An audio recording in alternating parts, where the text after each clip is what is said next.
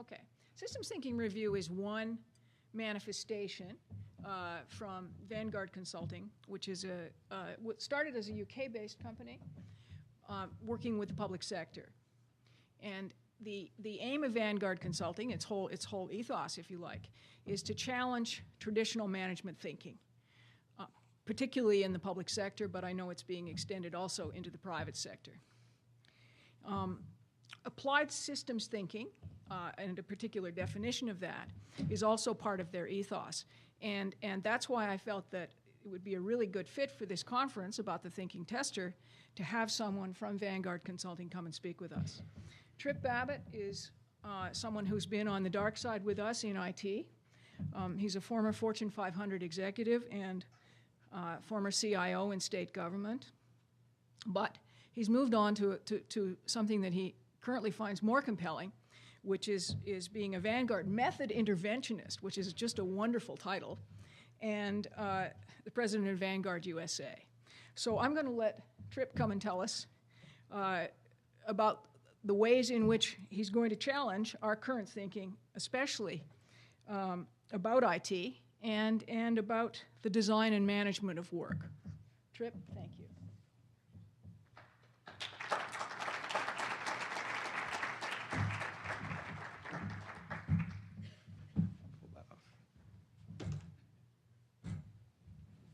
Well, as a CIO, you would probably know that it's pretty difficult to relate to people who are testers.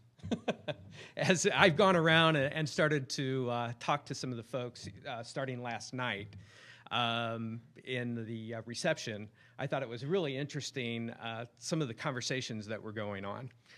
Some of them were so technical that I had no idea what they were talking about.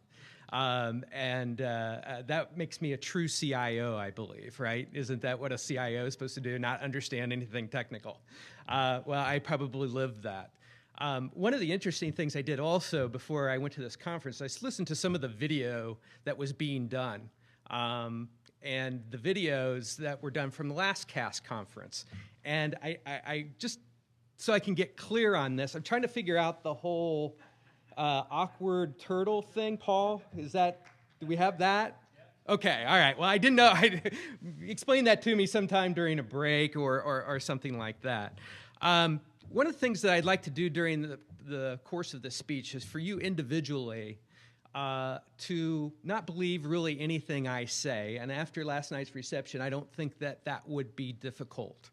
It seems like that's in your blood as far as being testers, that you accept nothing at face value, which is a good thing, which is kind of the thing I've had to, after being an executive, is to kind of unlearn and relearn a new and better way. So how do we start? When we talk in terms of IT, I've got to talk in terms of my experiences that I've had. And one of the experiences that I had is related to actually a book that came out of the out of Australia. It's called Dangerous Enthusiasms. Anybody read that particular book or familiar with it? It's basically why big IT projects fail. And an interesting statistic out of that was that 30% of all large IT projects never see the light of day. Another 60 to 70% are either over budget or they're either over budget or they are don't meet the specifications of the client. So that doesn't leave a lot of large IT-led projects being successful out in the business world and government. So the story I'd like to share with you, which is actually true, happened in the state of Indiana, where I was the chief information officer for FSSA, which stands for the Family Social Services Administration. And the Family Social Services Administration basically implemented Medicaid, TANF, which is Temporary Assistance for Needy Families, food stamps, things of that sort. As part of that particular program that they had started was a modernization for welfare eligibility. And in the state of Indiana, the welfare eligibility program was one that was wrought with errors. And as a matter of fact, the pre-modernization piece was with not only high error rates, but also poor service, overly burdensome caseloads, fraud and corruption, inconsistent performance, all of that stuff that makes for great political fodder, especially during this election season, right? This is the way that projects get thought of in terms of. So in March of 2005, when I became the Chief Information Officer, the Secretary of FSSA came into my office and said, "We're doing privatization." So after a long pause, I said, okay, I'm not really sure what that means, but I would learn relatively quickly that privatization was not necessarily the place that we wanted to start. Now, I want to make myself clear. This isn't a political statement. This is about the way that projects, and especially IT-led projects, get started, not only in government, but also in the private sector, in terms of thinking of, we've got some problems that are here, they're politically cause a lot of unrest, and we're going to make some changes, and they're usually very broad types of things that either bigger government or smaller government is the right thing to do. I don't really care. And the truth is that I don't think that you would as testers either, just from the conversations, that that's not what's important. It's getting something that's workable. So the modernization features included over $1 billion contract for 10 years. It involved multiple intake points. So the original intake was through caseworkers. And caseworkers would then meet with a constituent that was in need of some services, and they would have a conversation, and there was a determination that would be made. So it was in the infinite wisdom of the things that we were going to change was that we were going to now do this all through email, phone, and over the internet. Because, by the way, this is we were in the new millennium, and this is the right thing to do in this day and age. So we moved forward with that particular piece, not really even considering whether people that were in need of things had a computer or had a phone that was in the same spot from day to day, week to week. These were all issues that were completely overlooked because we were going to modernize the eligibility program. So we also looked at modernization features were the application of eligibility standards, new contract center with incentives and scripts that would be used. We had hard error control mechanisms, so we had to make sure we had SLAs in there and incentives for the employees that were out there, all of those things. More back offices, because more back offices make things more efficient, easier to make things happen. We break it apart, and then of course we have to have new IT to make it all work. All right. The result, from a caseworker's view, was completely different, and it took me a while because I left FSSA in 2006 to go back into consulting. It went from the frying pan into the fire, basically, because I left the state government, which could kind of tell that this was going to be a disaster, and went into the banking industry to do consulting. Right? So I followed this particular modernization project along. And one of the things that I looked for were comments that people were doing out on the internet about what was going wrong at FSSA with this new modernization project. Because you get a lot, you get a lot off of the internet, especially nowadays. The comments that people make that are actually in the work, you can learn so much. So the thing that the caseworkers were talking about was they lost the relationship that prevented fraud. So the whole concept of this concept of we are going to get rid of fraud because we have $2 million that were lost over a period of 5 years, that was gone, was in essence proven wrong. We took the people out that had the relationship with the constituent that was requesting eligibility and took them out of that particular program. We had no way of having someone that could interact now. They'd been lost in that. The fragmented work and constituent would get a different worker with each contact. So each time they would call in, it could be a different person. They could have given their information. No, we've experienced this stuff, right? In customer service, right? Okay, you talk to one person, and you think you're just about on the doorstep of mercy, and then all of a sudden, they switch you to somebody else, or you have to call back, or whatever the situation is, and you have to retell your story, and in essence, the customer service piece is lost.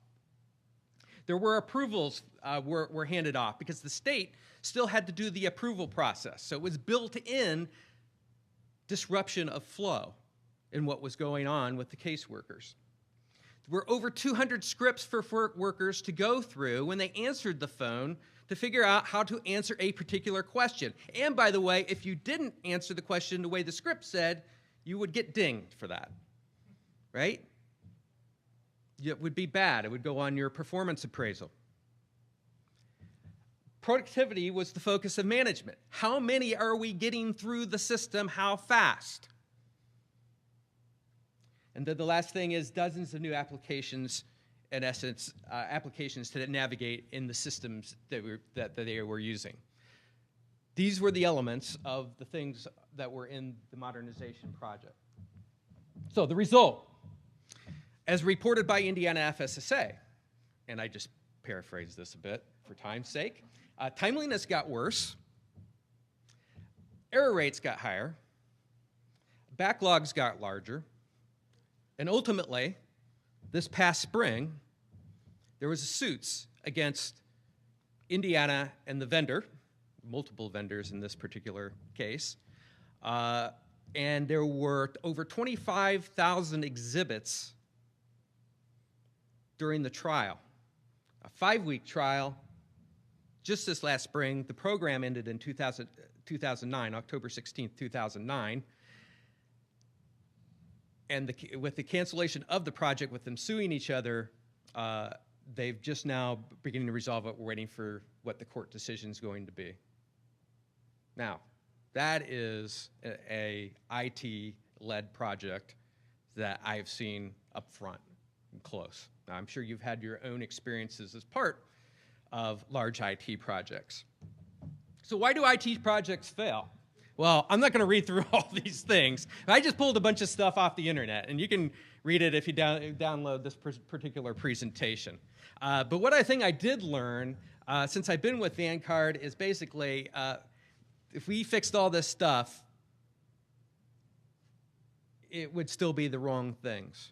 More project management, managing scope, managing contracts, all of those types of things just focus our attention away from what's really important. And indeed, what we would use is probably what Russell Ackoff would say was we would be just doing the wrong thing righter. And if we do agile, we do the wrong thing faster. Okay. So, our problem is the thinking about the design and management of work. It's all what's happening in the gray matter in your brain of the managers. Because if you look at what happened at FSSA, the beginning of a project, a $1 billion project over 10 years, came with an ideology.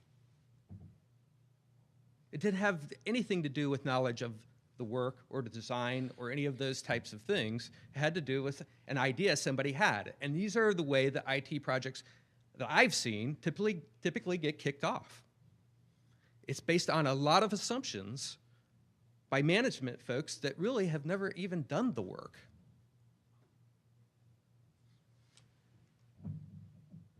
So we have decision-making in general that's being made in the boardroom.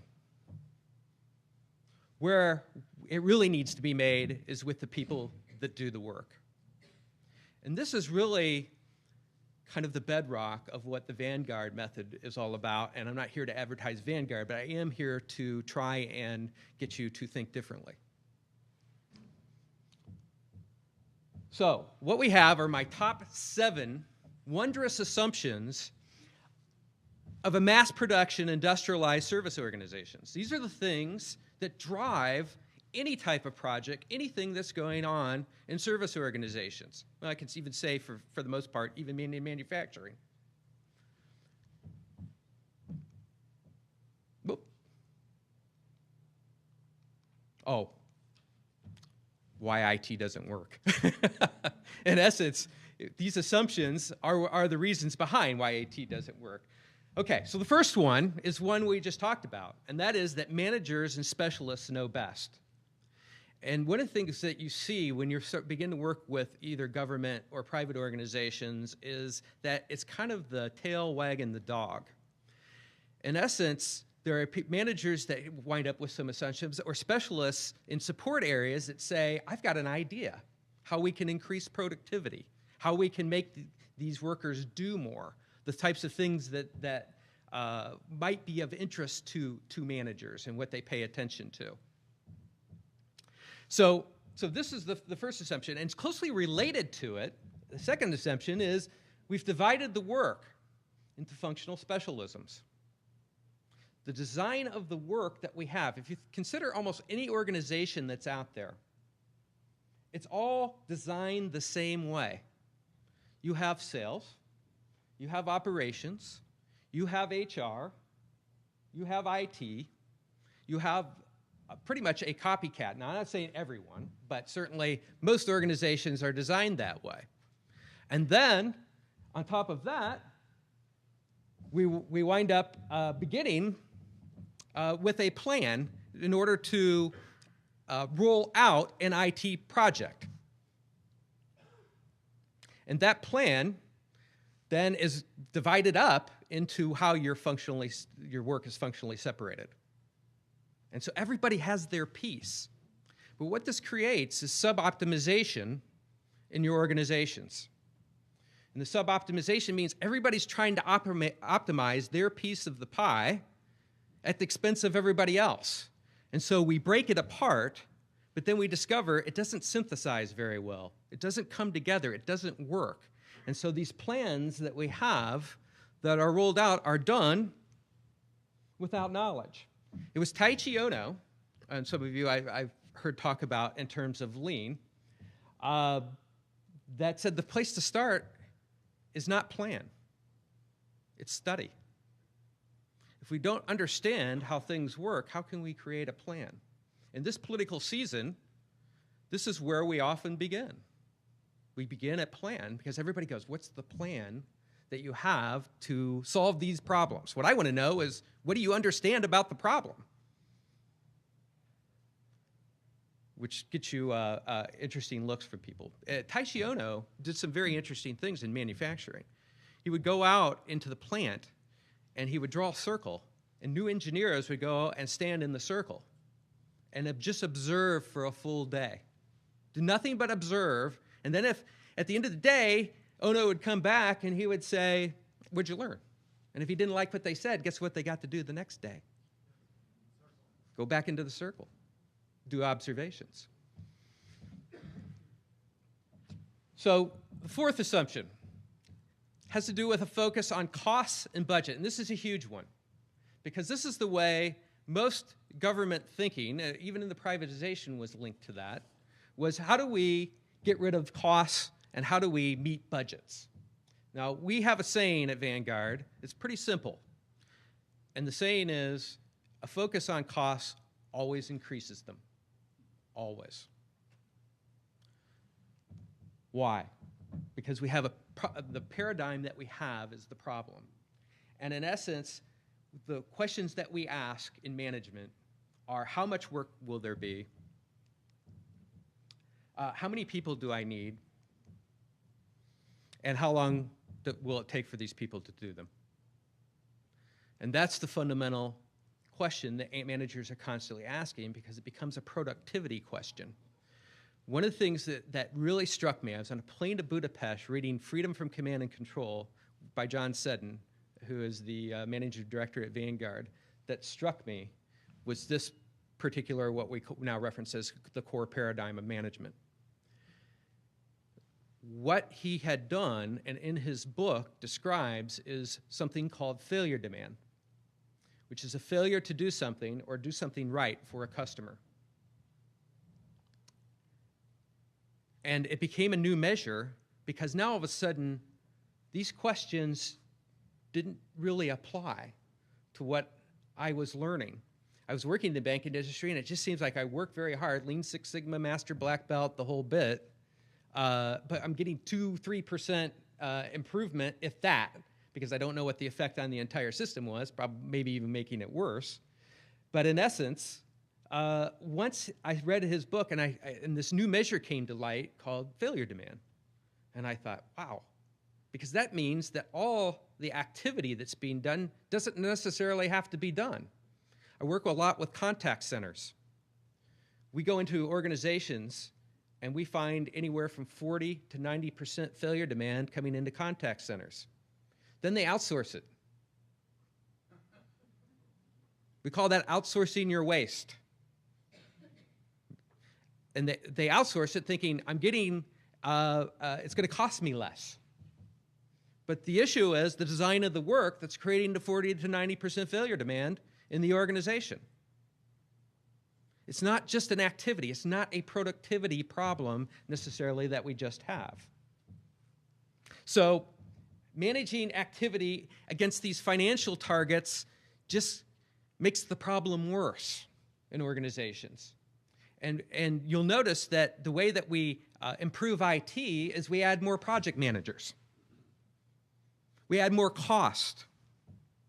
We add more things into the system that actually increase costs instead of decreasing them.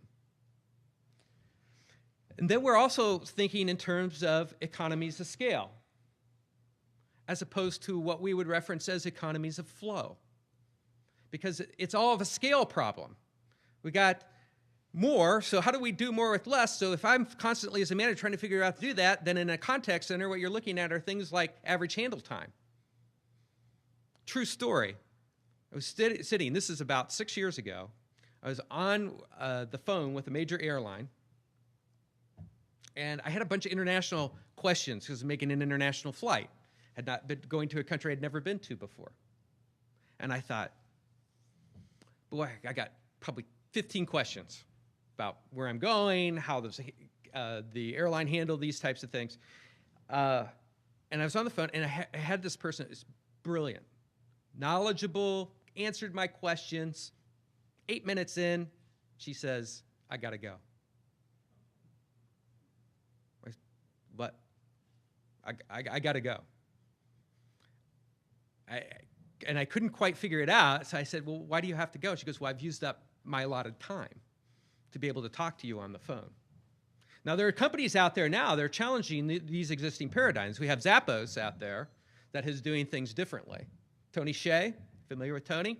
At Zappos, you know, they want people to spend a lot of time on the phone with their customers.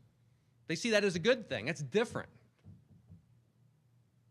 But this productivity mindset is one of the things that's holding us back, and it all stems from the thinking about budgets and costs and economy of scale. And we honestly believe economy of scale is a myth.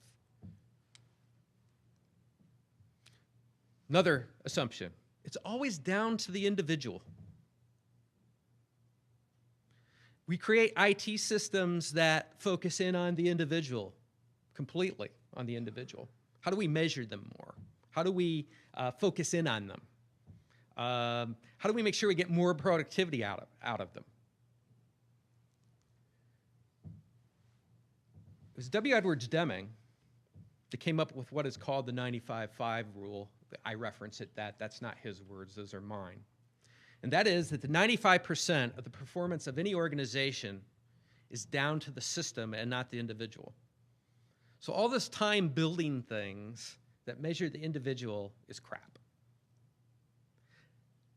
But it's an assumption of management that we can always get more out of the individual. Now, I've been reading, and I know there's some people here from companies that do this, about stacked ranking. All right? You know, you get the 10% at the top, and 70% in the middle, and then another 10% are kind of on the borderline, and then the bottom 10%, you kill those, right? You got to get rid of those folks. And stacked ranking is one of the biggest farces that we believe ever. Why would you do that? It's focused the attention on competition where there isn't the need for any. It's creating scarcity where there is none. And so in organizations that believe, because it's the opposite for most organizations, right? Am I right? It's 95% of the time we believe it's the individual. Because that's the way we built these systems, especially here in the States, the worst. The sixth and seventh thing. Now, I heard James Bach, listen to his video from last year. And a lot of things many things I agree with him on. One of them is definitely this whole concept of copying. In your case, best practices. There is no best practice. There is no copying. Benchmarking against other companies. I want to be the company that people benchmark against me. Let them waste their time. Let them figure out that their system's different than mine. The seventh thing is standardization. Why is it that we believe in service industry that we're manufacturers? And the place to start is standardization, because it's easier to code. And so standardization creates more failure demand in what we find in service industry. And this is one of the big differences, and one of the reasons it really compelled me to move to Vanguard was this particular piece. I always standardized everything. That was the first step. That's improvement 101. You go out and you standardize a process. That's the first thing you do. But it's not, because now I have a measure, and the measure is failure demand. And guess what? When customers bring variety that they do in service industry into a standardized process, it can't absorb the variety of demand that you receive from customers. It's rejected. And it's measurable now. That was the brilliance, I believe, of anything that Vanguard did, was the discovery of that particular piece. That's not the only piece, but it certainly was one that opened my eyes to sit there and say, wow, I've been doing things really wrong. And now I have a way to prove that I did it wrong. So, all right. So who are our modern day gurus? Well, we have there, you can recognize these folks, Frederick Taylor, scientific management. And then in the middle there, I kind of threw him in at the last minute. That's Henry Gantt, because we have Gantt charts, and I figured that would be a good IT one. And I lived off of the Gantt chart when I was a CIO. Give me the schedule. I need that red, yellow, green report, right? True CIO. And then the third guy over there is A.P. Sloan. He's the one who came up with management by the numbers. He's the one who told managers, don't get in the work. You need to stay in your office and manage the numbers. Make sure we hit them.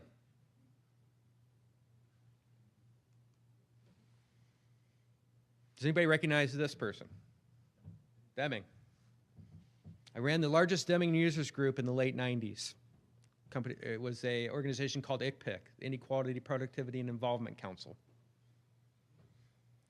Dr. Deming influenced a lot of what I did and what Vanguard does. Dr. Deming, I first read about in a book called The Reckoning, and it's a great book. If you get a chance, read it. It's by David Halberstam, who died in a car wreck about 7 years ago. And it was about the demise of Ford in the 70s. See, this is the first bankruptcies. And the rise of Nissan. Does anybody know why it was originally called Datsun and they changed the name from to Nissan? Anybody know that story? You know it? They didn't want to ruin the family name because they didn't want their quality to be compromised. Until the quality got to a certain scale, that was what they wanted to be able to get. So Dr. Deming influenced a lot of things. He was ignored. He helped the effort in World War II. Japanese were enthralled with him. He went over after World War II with MacArthur, at his invitation, do census for Japan. Then he was invited to speak to a group of engineers, and he said, no, thank you. I've been trying to teach this quality thing over to the States, but guess what happened after World War II? Everybody in the United States was interested in productivity. Why? Because Europe was bombed, Japan was bombed, everything was bombed. Where are you going to get your products? There's only one place to get it. It was the States. So the focus became productivity, and Deming's out there teaching quality, and everybody's going, no. We got to create more because we've got to satisfy the world's demand. Wow. So he went off. And so when the Japanese came to him and they said, we'd like you to speak to these engineers, he said, no, thank you. I will only speak to the executives. July 13th, 1950. Changed the way the United States is viewed forever. That is when Dr. Deming met with what would represent 80% of the monetary capital of Japan, a different message about quality. He told the Japanese if they did what he said, in 5 years, the U.S. would be screaming for protection for its products. In Deming's words, they did it in 4. And it was because they had a different thinking. Started by W. Edwards Deming. And that's my Deming story. I had the opportunity to meet and talk to Dr. Deming over the years. I was invited to one of his 4-day seminars at Allison Transmission. And then I was vice president of Indiana Manufacturers Association, where I tried to get him to come and speak, but he had already had prostate cancer and died in 1993, at the age of 93.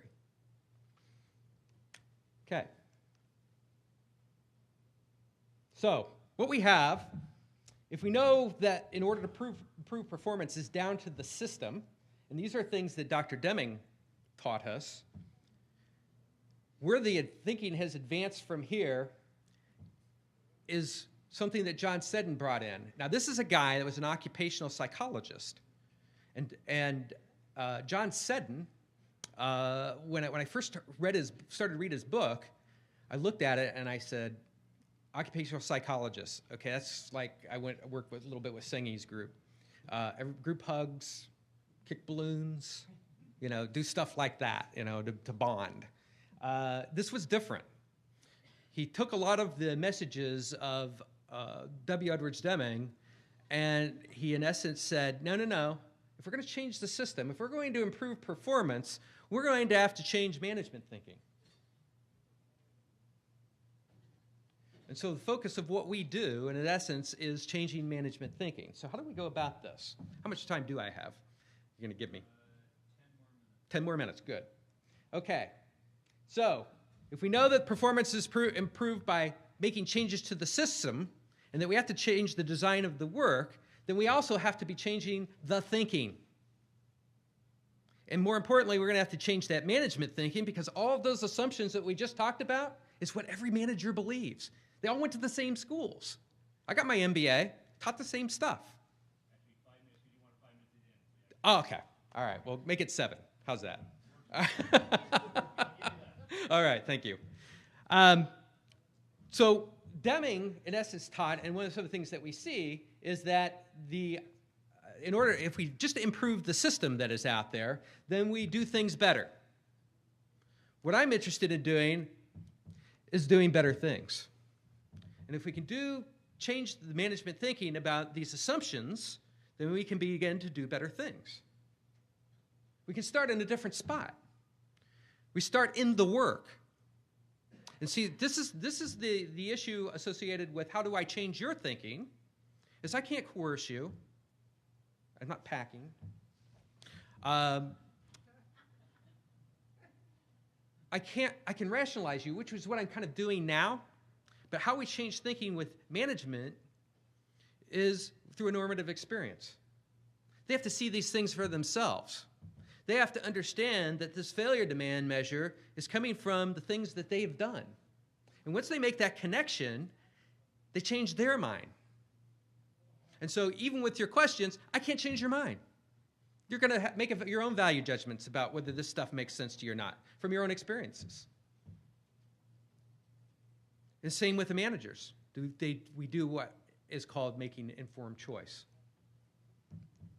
So we start with check. The place to begin to improve an organization is starting with check.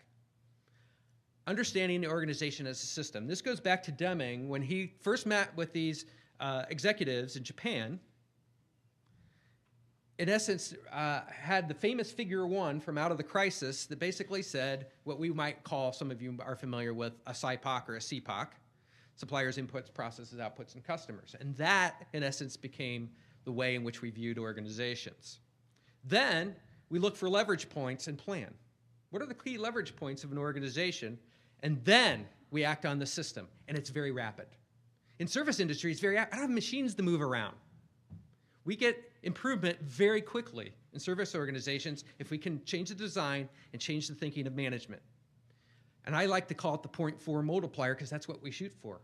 40% or 60% improvement, up to 60% improvement in organizations. In government, easily. So the Vanguard method that we use, we start in terms of doing purpose. We understand customer demand, the capability of response, the flow, the work plus the waste. Then we start to understand what are the, what we call system conditions. IT can be one of those. Measures can be those, processes, things of that sort, that are influencing the design of the work. And then we chase that back all the way to management thinking, and then we set up ways for executives and managers to see for themselves that this method is really true, that you can design it differently. And this gives us a way in order to understand the system. Okay? So something missing. So typically change is about starting at plan. We predefine the impact. We build out the solution. And then we start to plan again. It rotates through over and over again. Instead, what we do is we engage with the leaders. We start with understanding the what and why of current performance. And we learn how to improve. And I heard the word earlier today in one of the meetings that I was in. It's emergent. It's emergent from what you learn, the improvement is. And then, only then, see, we don't touch IT. We pull it once we get a good design.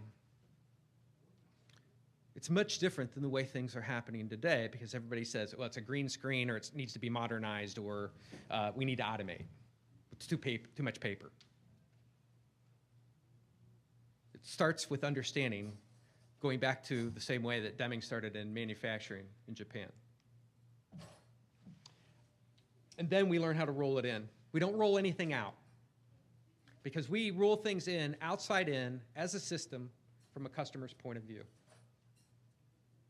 Everything is designed that way. That's process, that's system from our perspective. So our problem isn't IT. Our problem is our thinking about the design and management of work. Now, I'm going to go ahead and take some questions, and if I still got a couple of minutes, I'd like to be able to kind of close it out there if I can. Is that all right? Okay, cool. Questions? Oh, you need me a certain spot or? No, you can say. So please wait for the microphone because this is being streamed live. We want to make sure that everybody can hear the question. So if you have any questions, please hold up your green card. Does he hold it? Oh, you're okay.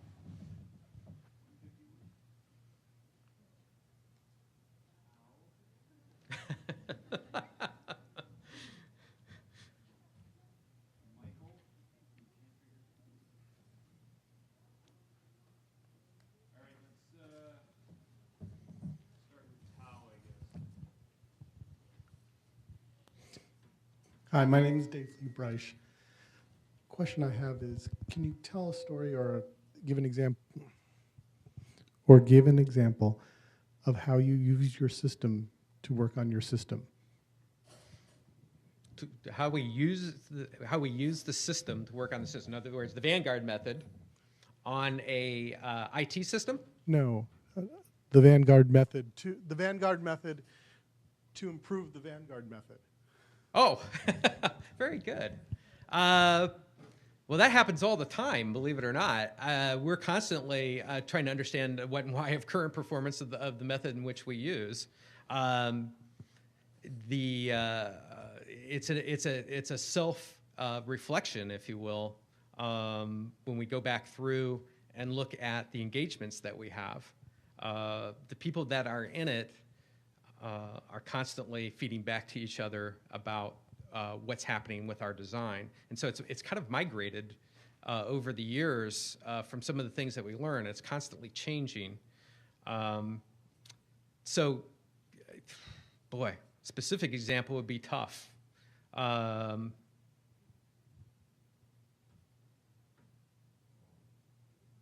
We do review.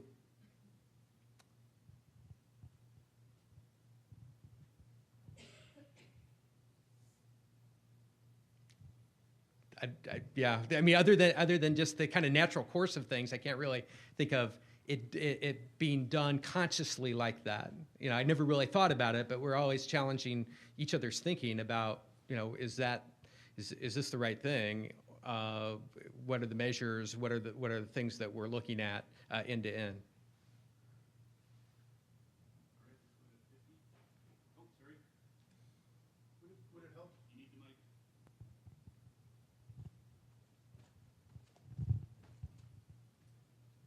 As a way to clarify that question, and maybe there's an answer there, would you say that the Vanguard method is the same a year ago as it is today?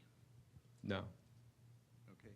And how would it be different? Or is there something you can Well, point to? most of it is come from applying to different types of service organizations. So going back to what Fiona said, we started in government, and then as we've gotten into larger organizations and applied the method, that's where a lot of the learning has happened. There's some things that we've seen in the public or the private sector that are a bit different in the way that they go about. And obviously, some of the big things that we've had to deal with in the private sector have to deal with incentives and rewards and things of that sort, because those are huge blockages for where you really don't have them quite as prominent in government.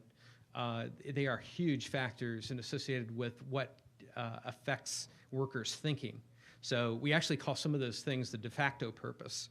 So the de facto purpose would be if you worked in a contact center, the workers, you ask them, one of the techniques we do is we ask them, you know, what does your manager pay attention to? And they will say the measures, productivity measures. And so in essence, their focus is not on the customer, it's on the measure. And so the purpose should be focusing in on what the needs of the customer would be. And instead, what's happening is that it becomes a de facto purpose where they're focusing on the measures, because that's what their manager pays attention to. And so that's one of the huge things, is obviously that becomes a big obstacle for organizations that we didn't see as much in government. Systems thinking and systems management in general have been around since at least the McNamara days. Tell me, did it fail, or was it just too hard and we gave up on it? Well, you know, you go back, some of the gurus in that area, and this is actually one of the conversations I just had with Fiona, but prior to this conversation, is some in the systems thinking world would say we're not systems thinkers. Okay. I kind of take Deming's view on systems thinking, which is the one that I've just given you. That we look at things that are interdependent upon each other. As far as some of the history, you have Russell Akoff, who led that particular piece, and you still have people that are around that read that those items. The issue I think you have with any model is, you know, none are perfect, some are useful. Would probably be a good way to say it. I found that the Vanguard method is useful, but I think there's a lot of the theories that are associated with systems thinking, the more deeper thought process that lack of a better term, don't necessarily make connection with this world. And I think that's the problem, is John Seddon has made something that's a little bit more practical. And let's face it, if we're trying to sell something off to a management, first of all, they want to know that you are actually improving, and they don't want to hear about, Russell Ackoff's F-laws, right? So those are the types of things that I think have prevented the true purist types of systems thinkers that are out there from kind of breaking in, is putting it into a mode that people can understand. That would be my view.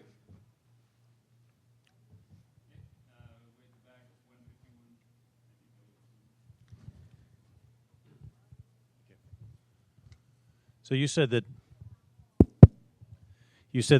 change comes about because managers have what I think you referred to as a normative experience. Change in thinking, yes. Yeah, so I've a personal observation as a consultant is that change doesn't really happen unless there's pain. There has to be an awareness that something's broken in the way that the system currently works. And maybe when you were talking about identifying waste, we're saying the same thing, but maybe you're saying something different. So could you clarify that? Well, I think there's the words that have been used are unconscious incompetence, okay? And then there's conscious incompetence. So I think that I would say that those are probably the two things that would differentiate somebody who takes action. So if I don't know that I have a problem, then I'm incompetent, and I don't know that I'm incompetent.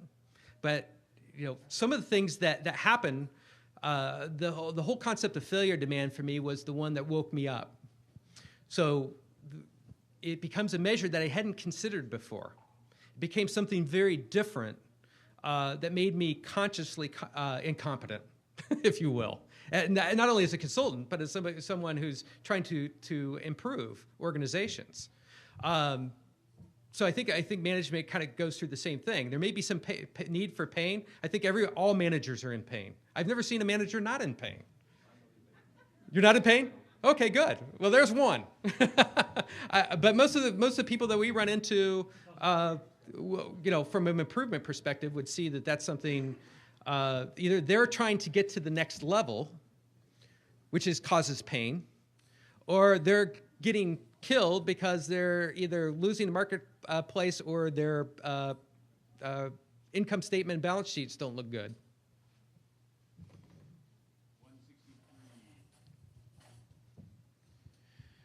I loved your story, your original story, partly because it's so similar to a story that happened in Ontario in about the same time period in 2004. Okay. And you might want to look into Peter Sawchuk's report on that. Okay. Ontario welfare delivery. It may be so familiar to you that you'll look at it and say, oh, no, this is my project. But there's many.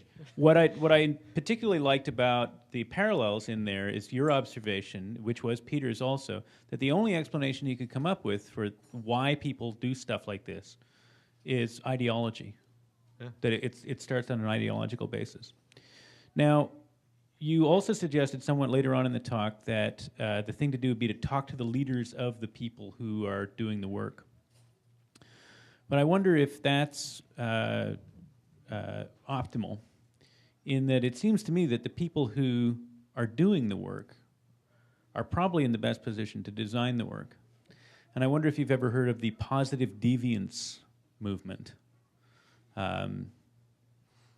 No, but when we'll have to talk about that later. That's fine. But to be clear, when we go out and we understand the what and why of current performance and conducting check, understanding the organization as a system, outside in, it is filled with frontline folks, always, because they have absolutely the best perspective on what's really happening. It's consistent with that. You'd absolutely, like yeah. And then we will mingle in, a manager, if they meet the right criteria, which is that they are liberal thinkers. And in management, those are hard to find. because most people are compliant. I also agree. I think Robert McNamara was a very different kind of systems thinker from the kind you're talking about. I think he was an operations guy rather than a systems guy. That's my take on it anyway. Okay. Anyway, lovely talk. Thank you. Thanks, Michael.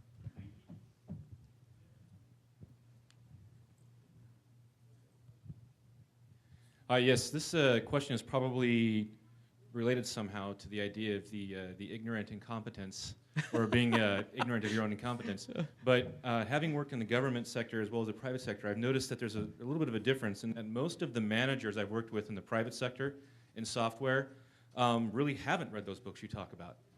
These are people who've come up through the ranks as engineers and IT people and software developers mostly, and so their business knowledge is probably just enough to be dangerous. Yeah. So can you talk to somehow about getting some of these concepts to them and bringing out some of these management concepts so they can actually start to value that, or have you had that experience as a consultant? Yeah. Well, you think in terms of, you have to go back to the States here and how management thinks anyway. Everybody pretty much goes to the same types of MBA programs, and they teach you the core paradigm, the core management paradigm, which is all about the activity. There aren't too many management programs out there to begin with, just coming out of school, that deal with the concepts that we're talking about. I was in my MBA program when I read this book called The Reckoning that introduced in chapter 17 about some guy named Deming. And I'd never heard of him up until that point. So the concept of managers not getting it is that isn't the way management is promoted. Management is promoted because they are compliant with those above them. And to break that mold requires strong evidence.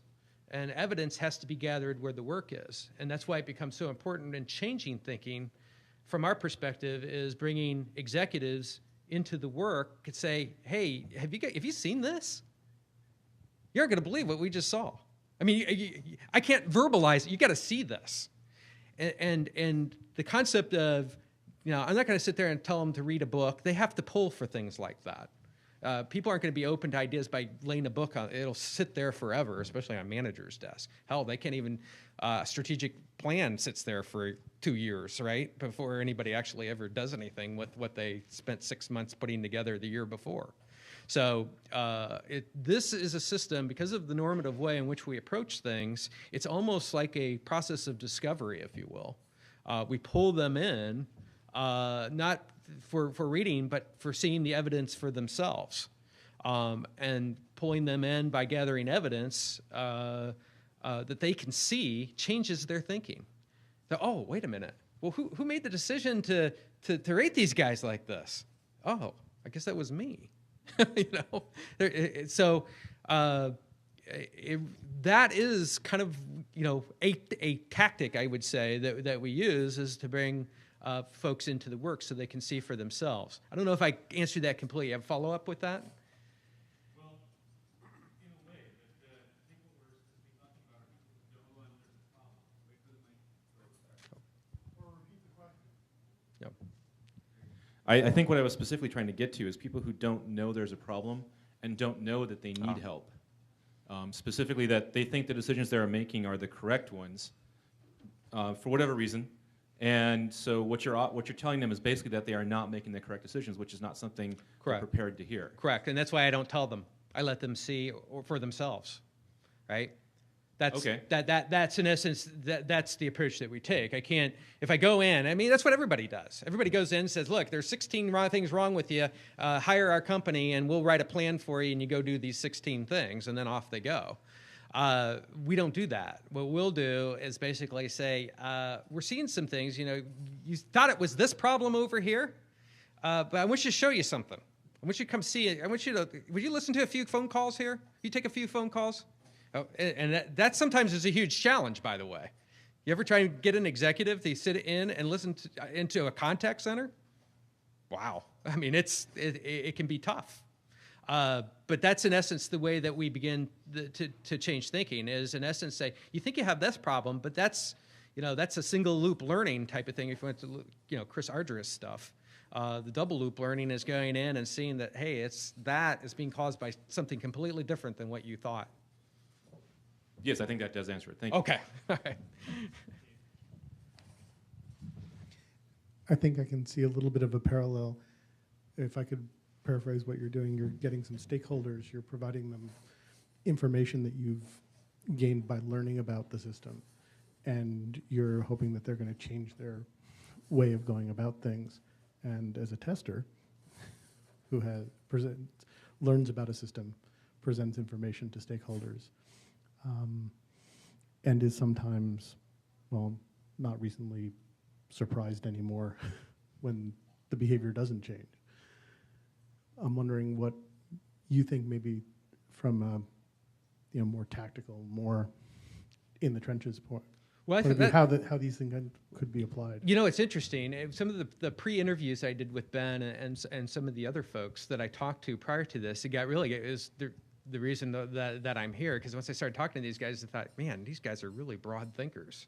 I mean, they're not just testers, type of thing.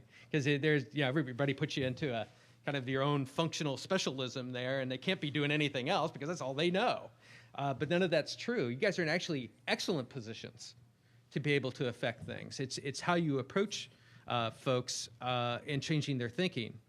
And since this is all about, Deming's 4 things that he came away from the new economics: appreciation for a system, theory of variation, theory of knowledge, and psychology. Psychology is completely up in the air, and a lot of what we do is really around this whole concept of intervention theory.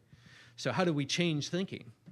And so I think you guys are actually in wonderful positions to be able to sit there and think, well, here's what I'm getting, but this doesn't seem to be solving what the purpose of this organization or this why the customer's calling in here in the first place.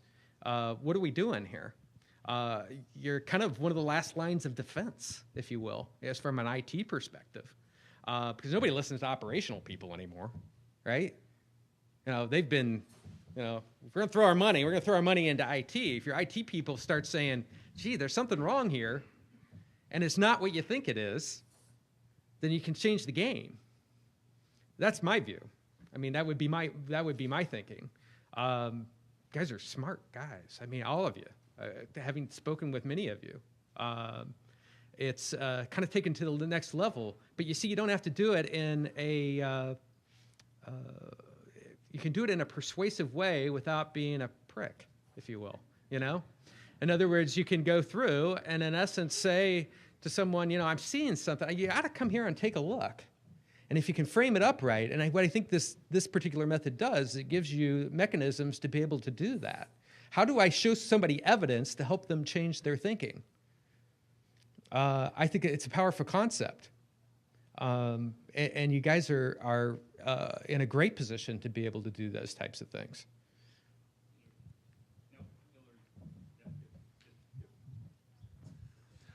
You briefly mentioned stack ranking. I would be interested in your view on why it's so popular, as it just takes just a tiny bit of thinking to see that it's completely wrong. And as a second question, how would you change that in an organization to make them aware of that stupidity? Oh. Yeah. Well, this is the U.S. And it's a product. It's a down to the individual thing, is where it all begins. The performance appraisals and ranking individuals, the rank and yank stuff that they did at GE in the 80s has kind of manifested itself, and people think that's what good companies do, is go out and fire the bottom 10%. But I don't see the board. But if you imagine a bell curve of people, right? Somebody already at the top, and there's always somebody at the bottom. I mean, the shift in thinking that we're trying to shoot for is let's not keep trying to lop off the bottom. Let's try and shift that whole curve by doing better design work. If a person do a good job, give them a good job to do, and it's the design of the work that's holding workers back, not not them as individuals. Performance is always related to outside factors beyond others, but that doesn't mean people aren't accountable. Some people, see, that's the argument I would get from a manager. They would say, oh, well, you're just saying that people shouldn't be held accountable. Well, that's not even close to true. The systems that they've created today don't make people accountable. That's the problem. They've separated the work, everybody does their particular piece, and now nobody's accountable. Well, I did my piece, I'm done, but nobody knows how the whole thing fits together. So it has to do with a lot of that system thinking element, but the whole ranking thing started, at least in my mind, or really caught fire with GE, because that was their mentality. You would always lop off the bottom 10% every year. Well, you spent money to hire this. See, they don't even look at the whole cost. You spent money to hire that person, to train them. They've been in your company for years, and now you're going to fire them? And now you're going to dip into the pool of people that are out there and hope you get somebody better? There's something wrong with your system. Deming was asked a question at a conference one time. They said they asked him, "What are you going to do with all the dead wood around here?" And Deming said, "Well, did you hire the wrong people, or did you just kill them?" So, in other words, was you get somebody who's not suited to be a tester in your world, or did you put them in a system that's so bad they never had a chance and they just died off?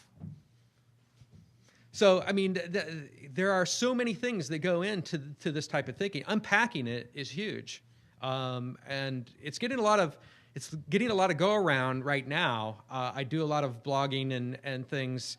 Plan to write several on my plane flight to Australia on this particular subject. So more to come. So hopefully I'll be able to answer that even more completely as I have a chance to think through it. It's really come up here in the last couple of weeks because some of the things at Microsoft.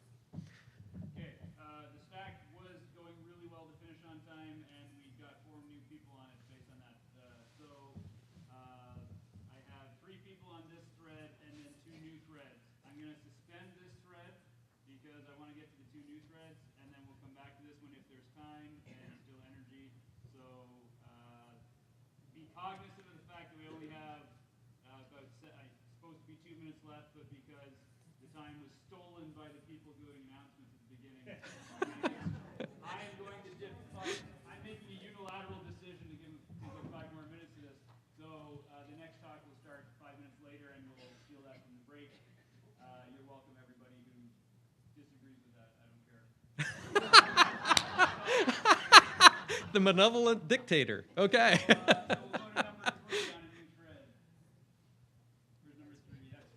Okay. We knew that. This is actually really quick, and I actually wondered how many people really knew what failure demand meant, because you used the term a lot, but I'm not sure you defined it. Okay. Failure demand. It is a failure to do something or do something right for a customer. So, like I said, I work a lot with the contact centers in organizations because that's where customers call.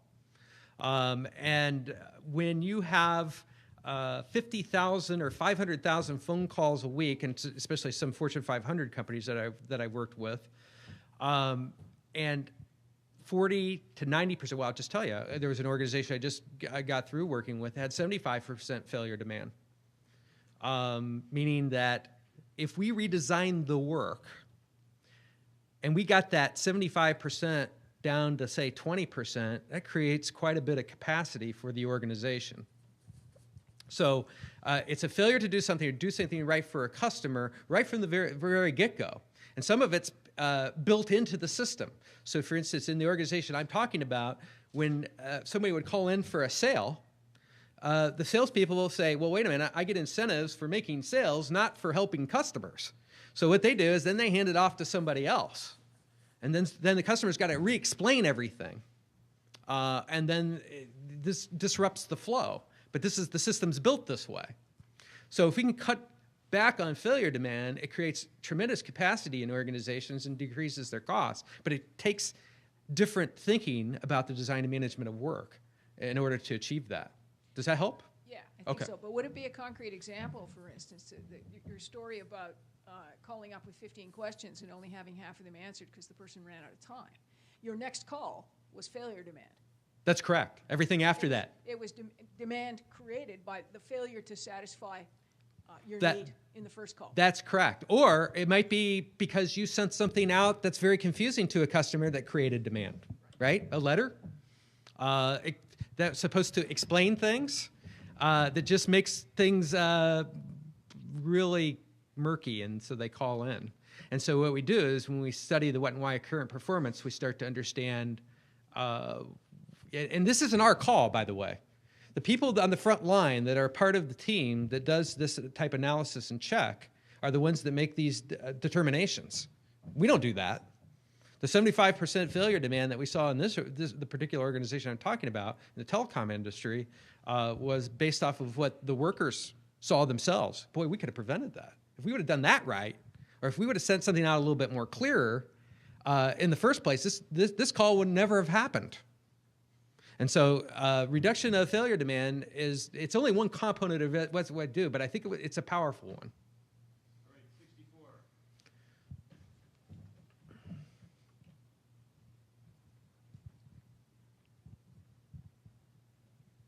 So your mention of GE triggered my memory of the sad story of Hewlett-Packard, which up until 1995 was a company very much like the kind you're describing we would like to have.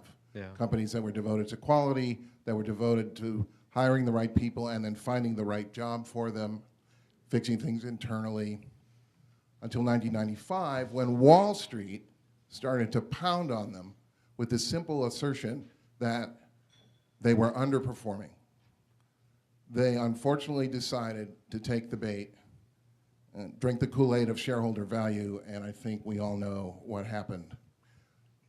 What is the role of Wall Street and this kind of unrelenting shareholder value focus as reflected in the stock price doing to keep us from creating these kinds of companies? You almost answered your own question. I mean, it's very short-term thinking. I mean, it does drive the performance of executives, and that's why evidence becomes so important to give to executives for them to see, because they're so focused on their options and the things they're going to get by making short-term decisions that are going to make things worse. You see it all the time. I mean, in order to hit a target, financial target, people on the front line are downsized. And they're cutting, all of a sudden customers can't get their questions answered because they cut the right, like if you're going to cut, don't cut the people that are interacting with customers on a daily basis. At least know that. But in essence, it's this whole concept of evidence, but definitely Wall Street has caused a major dysfunction. It gets back to the cost and budget piece. But they've added costs. I mean, you think of IT. Back in the old days, my wife was a systems engineer for EDS. And she went through the old phase 1, phase 2, phase 3 program, right? Phase 1, you go and sit in the business area and learn. Phase 2, you go learn how to code. And then phase 3, you go get placed in an industry similar, if not the one you did phase 1 in. And then all of a sudden, business analysts sprung up. And then project manager. I mean, it just, it's gotten so complicated, and then we add more costs associated with how things are done. I'm not saying that that's necessarily a good or a bad thing. I'm just saying it has happened that way, and has it done it consciously, or has it just happened? And then we add more project managers into things, and then now you get project managers. And I remember when I was working with EDS, with Contract and Fiserv in the banking industry. Project managers offered little more in that other than saying, are you going to hit your date? Because that was what was more important than anything, was hitting the date and not necessarily, ending with a decent product that you were trying to achieve. But yeah, Wall Street's definitely influenced how managers think. But then you have to unpack that too. I mean, with the evidence. When you do this, did you know you're creating even more failure demand because you just took 200 people off the phone? Now your customers are going away. You can get evidence like that. But managers are sometimes dumb, Okay. I mean, they redo I'm it. cutting you off. Sorry. Oh. So We still have 3 people on the stack created by Hillary of the stupidity of ranking your people, and we have 1 person on this stack, but we are out of time. You want to do a very quick wrap-up, but not wanting to be picky, but your last answer took 3 minutes, which killed the time I was leaving you to do your wrap-up. But I'm still going to let you do your wrap-up. But I'll stay. If anybody wants to continue the discussion, that would be especially 160, 140, 11, and 10, who are still on the same threads that we didn't get to. Tripp is going to be available at some point later on, so by all means, either hunt him down. If you want to discuss it in a facilitated way, come up immediately after this and let me know, and we'll find something to do right away. But I'm going to give you a couple of minutes to give us some takeaways. Okay. Yeah, it's just 1 slide. It's the 150th anniversary of the Battle of Gettysburg this year. My son and I went and visited a month ago or so, and this is the grave of General John Reynolds, who was shot on the July 1st, a 3-day battle. And he was shot bringing his troops to fend off the Confederates there in Gettysburg.